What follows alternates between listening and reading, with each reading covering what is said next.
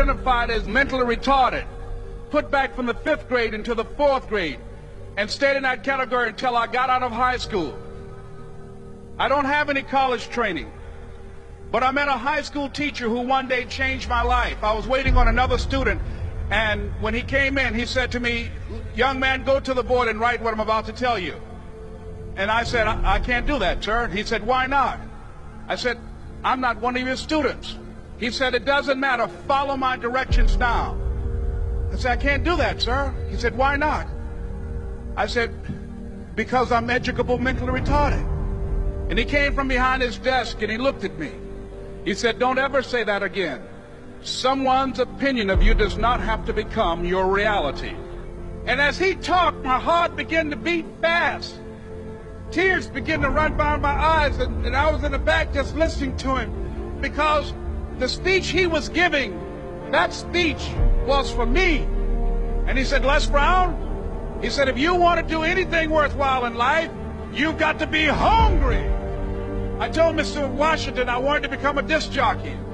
And so I started working to develop myself. He said, "I want you to practice every day being a disc jockey." I said, "But I don't have any job now." He said, "It doesn't matter." He said that it's better to be prepared for an opportunity and not have one than to have an opportunity and not be prepared. And as I was working to develop myself, I applied for a job as a disc jockey, WMBM on Miami Beach. I went to a guy named Milton Butterball. I said, "How you doing, Mr. Butterball? I'd like to get a job as a disc jockey." He looked at me, he said, "Do you have any broadcast background?" I said, "No, sir, I don't." "Do you have any journalism background?" I said, "No, sir, I don't." He said, "We don't have any jobs available." I said, "Yes, sir." I went back to Mr. Washington and I told him. He said, "Don't take it personally." He said, "Most people are so negative, they will have to say no 7 times before they say yes." He said, "Go back again." So I went back again. I said, "How you doing, Mr. Butterball? My name is Les Brown." He said, "I know what your name is. What do you want?" I said, "I'd like to know whether or not you have any jobs at disc jockey, sir." He said, "Didn't I just tell you yesterday we didn't have any jobs?" I said, "Yes, sir, but I know whether or not somebody got laid off or somebody was fired, sir." He said, "No one was laid off or fired. Now get on out of here." I came back the next day like I was seeing you for the first time. I said, "Hello, Mr. Butterball, how are you?" He looked at me with rage. He said, "Go get me some coffee." I said, "Yes, sir." And I went to get him some coffee.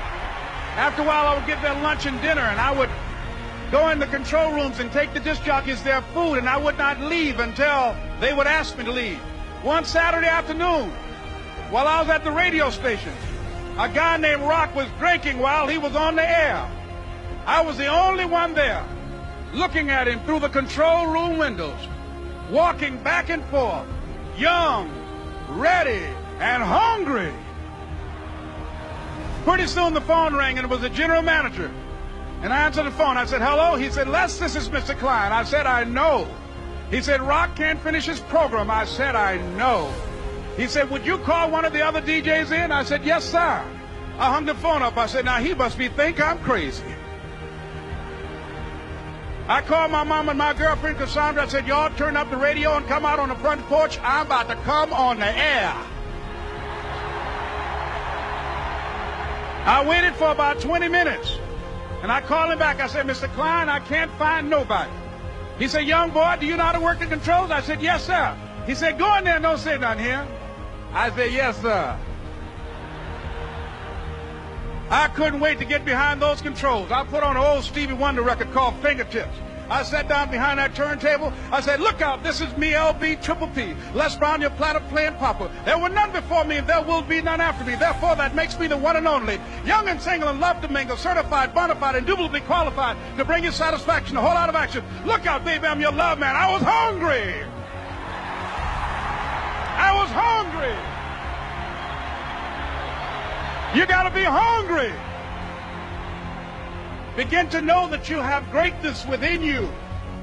And if just one of you here begin to envision yourselves as being blessed and highly favored to reach your goals, if just one of you capture the essence of what that means, that you have greatness within you and a responsibility to manifest that greatness, that you can make your parents proud, you can make your school proud, you can touch millions of people's lives And the world will never be the same again because you came this way.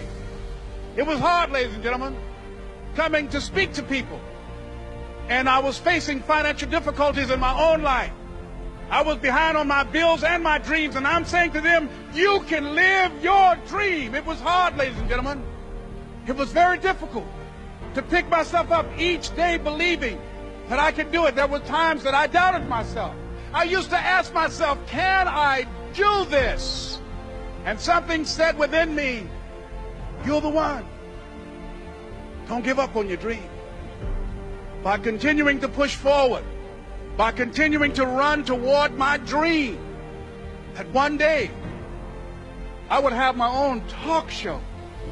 It's a long shot, ladies and gentlemen, from Liberty City, an abandoned building on a floor, never knowing my mother or father. It's a long shot.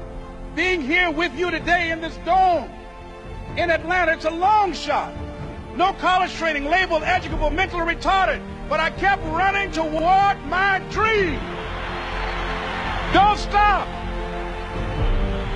Don't stop running toward your dream.